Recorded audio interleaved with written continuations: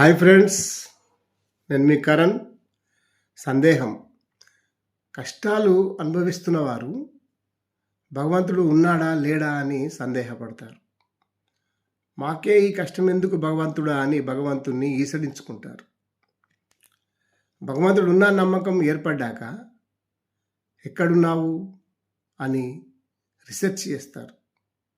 ఒక చోట ఉన్నాడని మరొక చోట లేడని సందేహం కలుగుతుంది. భగవంతుడు లేని చోటు అంటూ ఉండదు.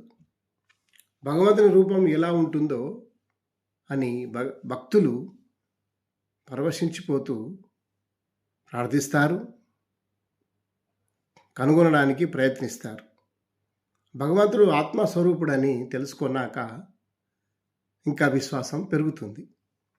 చంచలమైన మనస్సు కట్టడి చేయకపోతే అనేక సందేహాలు పట్టి పీడిస్తూనే ఉంటాయి.